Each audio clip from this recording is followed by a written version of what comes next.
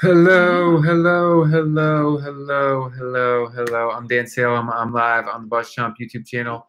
This is my weekly NFL live stream. We have mini camps before we dive into mini camps. Oh no, blueberries everywhere. No, Maddie, stop. Let me go live on Facebook.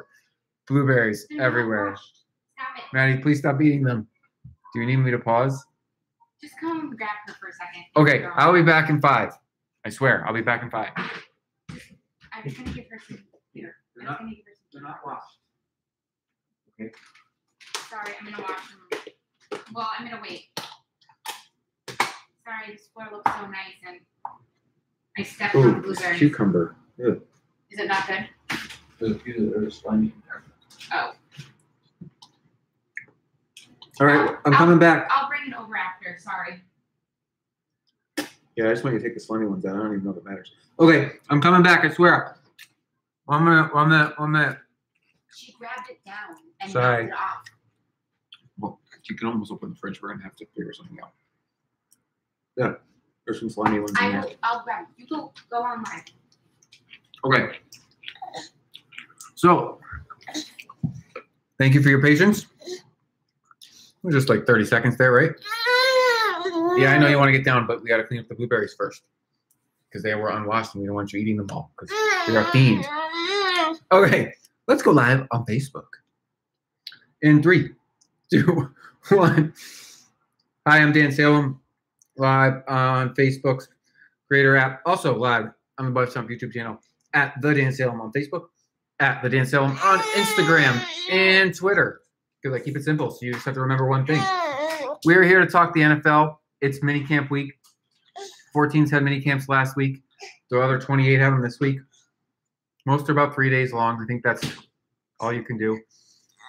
And so, with minicamps, this juncture will officially conclude the NFL offseason. That's right. The minicamps are mandatory. And they are the final activities that a team must conduct or may conduct before the offseason ends. So that means we will be officially into the season and training camp of the season once minicamp is over. Woo! Woo! The NFL season will start when minicamp ends, sort of, technically, sort of. There's big stories going on in minicamps. There's a lot of no-shows because people are in contract disputes. This is actually important now because before the things were not mandatory. So now they're mandatory and they're violating team rules or contracts and potentially leaving money on the table. I'm not really sure. It's really contract specific about whether or not they're sacrificing income by missing these team activities. That being said, probably one of the biggest headlines this week in minicamp is that Andrew Luck is back in the field throwing footballs. Can I have some? Nothing beats a floor blueberry. No, they aren't floor blueberries. Oh, just on a couple. That's a lot. Might be gross. I've been eating them. They taste fine. If I get sick, you know why. I don't know how I got so gross. Cucumbers are a perplexing vegetable. They taste fine. They get slimy. They don't look like they've gone bad. I don't quite understand how you know when a cucumber is like not good to eat. It's hard to say. Most things, like these blueberries, are rather straightforward in their presentation. Did I get blueberry on me? Or is it just water? It's hard to say. Probably just water. So, away from cucumbers and back to the NFL. Hi, you have a whole bowl of blueberries. Oh, you're a lucky girl. Andrew Luck's throwing football. Yeah, they didn't look so hot. I don't want to eat bad cucumber. They didn't look so hot. Andrew Luck's throwing footballs. He had shoulder surgery in January. He hasn't been on the field since last October. No one really knew how he'd recover. He came back for like a short spell after being out before that. He hasn't played in a long time, much like one of the Jets quarterback, Teddy Bridgewater, who's looking great, by the way. Luck's throwing the ball, non-contact, which I believe all of this minicamp, I think it's a mandatory that it can't be contact. I think that's a league rule. You can't have contact till training camp when the season starts. This is the off season, but you can have a mandatory camp. So you get to evaluate your players, force some fitness upon them. Even though these are professional athletes, you would assume they've been training. He's throwing the ball, not to anybody, but the fact that he's throwing it means his shoulder is on its way back. We wrote about the Colts a month or so ago on NFL Spin Zone, and I'll touch on them again because we're going division by division, picking our best bets, which is different than who we think will win the division. It's really the best bet. We went through the AFC North, and while Pittsburgh, I don't know, Pittsburgh's not a great bet. I'm torn between Pittsburgh and Baltimore. I feel like both Todd and I felt like the Ravens could potentially overtake. Thank you, by the way, for this beer. Could potentially overtake the Steelers this year in the North, and we're definitely a better bet. In the AFC East, we also did. I think that went up today on Spin Zone. We believe the Patriots are going to win, but the Jets are the best bet because they'll probably finish second. And the Patriots are a terrible bet. They're like -500. You got to bet a lot of money to win anything, and they're one injury away from losing all that money. That being said, in the South, that's the Jaguars division. The Titans are pretty good. The Texans, with a healthy Deshaun Watson, will be good. The Colts, with a healthy Andrew Luck, should be pretty good. But I'm not convinced that with a healthy Andrew Luck, the Colts are better than the Texans or the Titans. And they're definitely not better than the Jaguars with that vaunted defense and strong offense led by a very consistent Blake Bortles, if not impressive. So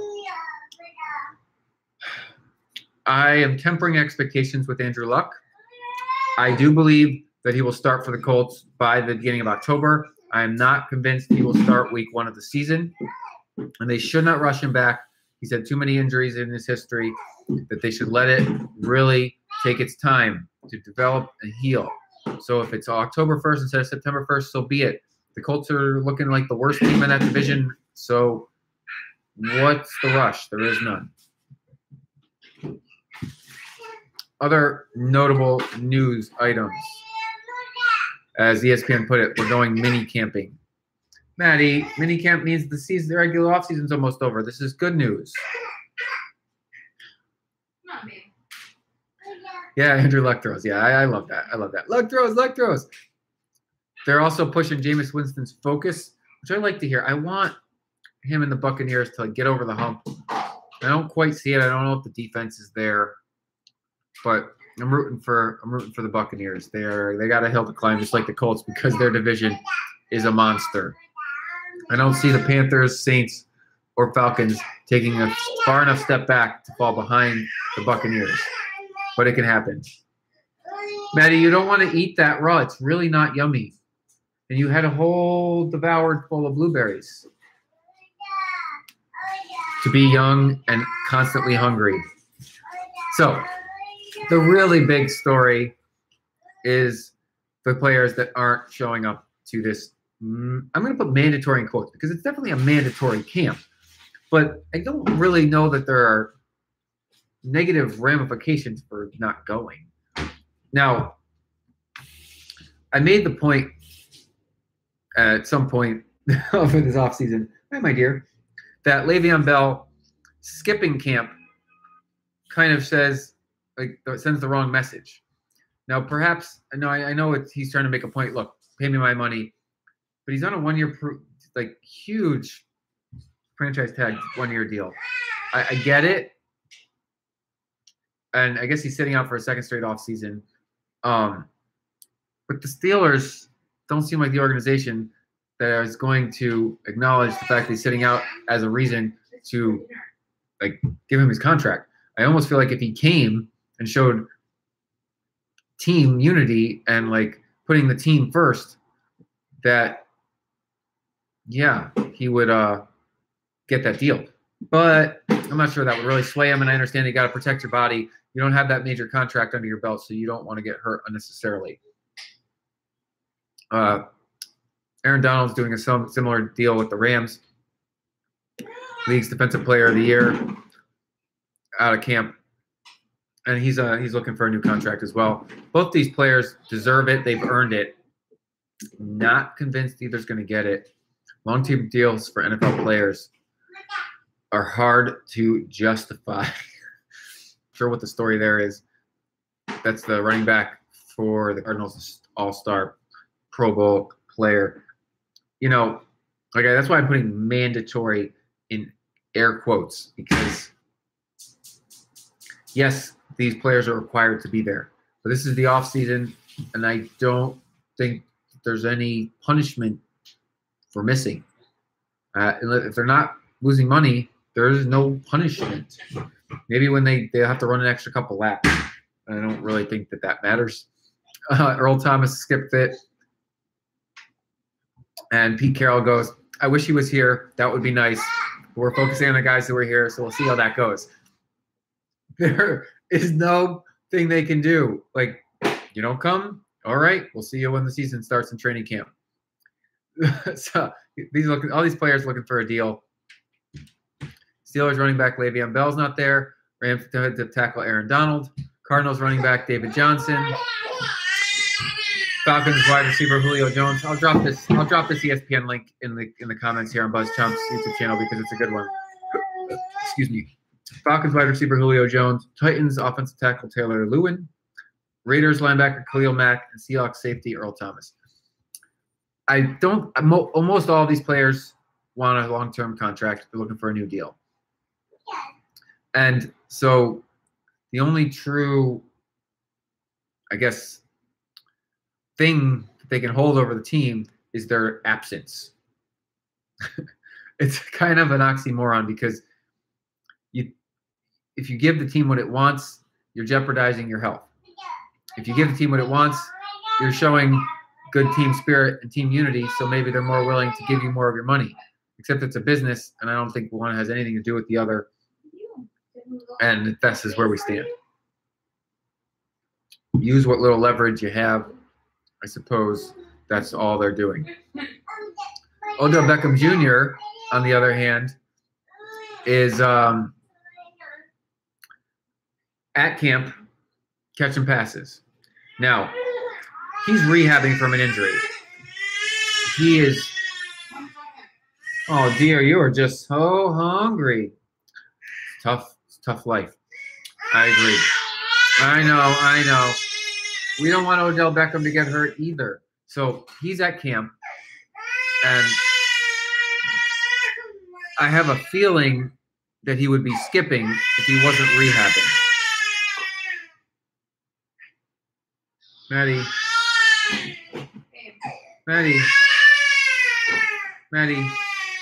nobody wants to hear this. I can't talk over her, my dear, so I have to wait. So, Maddie, do you want to come sit with me? I can't talk over you yelling. Okay, so we're back. We're discussing Odell Beckham Jr. at Giants camp. He is looking for a new contract. I have a feeling he would have skipped if he wasn't rehabbing. But for him to go and rehab with the team, definitely smart move.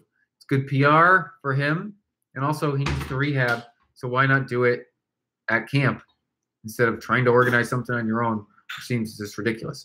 He can catch some passes. There's no contact. He can do his rehab. He can use the great facilities, work with the team trainers. Makes sense to me. So he's not going to participate in the team drills because he's got to temper his thing. So he's just rehabbing. He's doing his rehab there. And look, say what you want about skipping, but he didn't have to do his rehab there. He's showing the Giants, I'm all in on this team. Give me my deal. Now, who knows how this will play out later? But at least at this point, he's showing some good faith by rehabbing with the team. Oh, tempers flared at Raiders camp. Isn't that like the John Gruden staple? People get angry.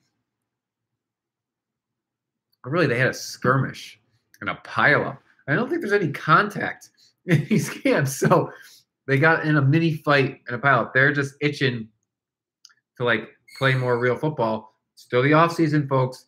You got a couple more practices until the off season ends. And Gruden wasn't pleased. I'm going to put wasn't pleased in air quotes too, because everything I know about John Gruden, he loves this crap. So, he started yelling and swearing at them after he sent it to the sidelines. Marshawn Lynch is up working. Richard Sherman's at 49ers camp. Of course he is. He's a new team. He wants to galvanize them. This is fun to see him at the 49er. He's going to have to stick it to his old team. Maddie, I only got a few more minutes, and then we can play and hug and snuggle. Sometimes you just need a little hug and a snuggle. I know the feeling. So I'm excited to see Richard Sherman on the field with the 49ers. Change of scenery can be good for a player, especially later in their career. And I have a soft spot for the 49ers growing up with their success and being a Jerry Rice fan. He's going to really add a lot of good veteran leadership to that defense. Pictures from Pittsburgh. ESPN's really grasping at straws. And I guess you could say that I'm grasping at their grasping straws. Ben Roethlisberger throwing without a helmet during his drills. And it goes on once the 11-man action starts. So, yeah, why wear a helmet if you don't have to? It's uncomfortable. It gives you that mark on your forehead. I know from experience. So he's not wearing one. There's no contact. Why should he wear one? And he's earned the right to do what he pleases. Oh, yes, Antonio Brown's in the house. Some kids on the sideline. That's nice. This is really a fun time. Like I said, it's the end of the off season. Don't sleep on Virgil Green, the Chargers' #1 tight end, now that Hunter Henry's out for the year. That was sad to hear Hunter Henry lost for the year. But there's another player named Virgil Green on the Chargers, and the Chargers got a solid offense. I don't know if they're going to bring Antonio Gates back to mentor Green, but the Chargers love their tight end. And I can't imagine Virgil Green's going to be any sort of slouch, even if he's not up to Hunter Henry's abilities. Who knows? We'll see. Rookie watch. Yes, the rookies are in the house. Sam Darnold took more first-team offensive reps, 12 of 50. So not half, but a quarter. He took a quarter of the first-team reps. That's really good. He is progressing very, very nicely. He's workmanlike. He turned 21 a couple weeks ago, didn't go out, went to bed early, continued to study the football, and got back into the house early the next day. He is like 24/7 football. He's study. He's there early, leaving late, and that's what you want to show as the starting quarterback for your football team. He's earning it.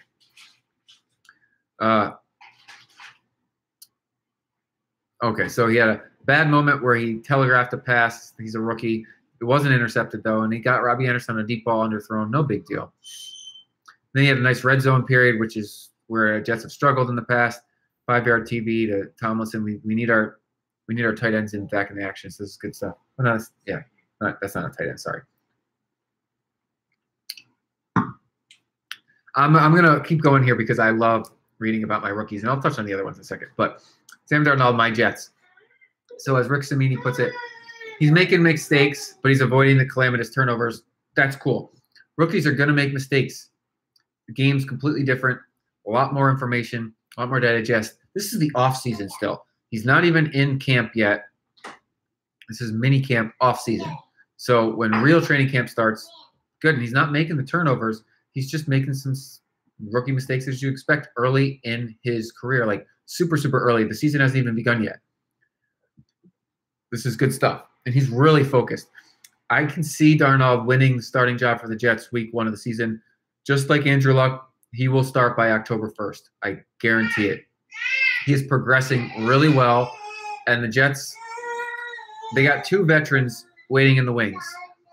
But those veterans are really only going to start if necessary. They'd love to get Darnold week 1 if he's ready. And at this rate, there's a solid chance he'll be ready. But I think he'll be in there by early October at the latest. In Buffalo, Nathan Peterman, 18 snaps, the Bills' first unit. Interesting stuff.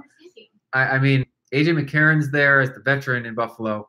I kind of assume Josh Allen will start for the Bills this year by the halfway point. But Nathan Peterman he's not a rookie, but he hasn't really gotten a chance in the field. And so, Kyrie Irving not going max deal with the Celtics this summer. Yeah, doesn't make any sense at all. What? So,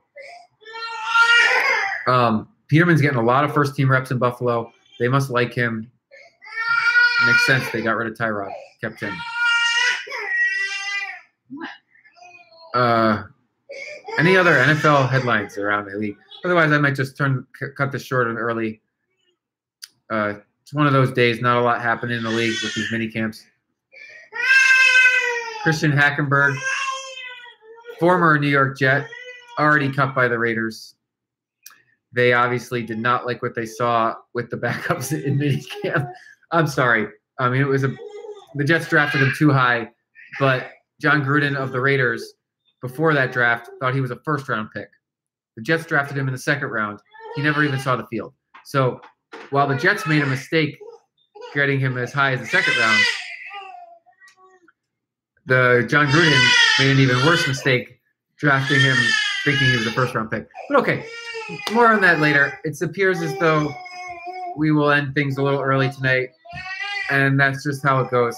Thank you so much for tuning in. Sorry.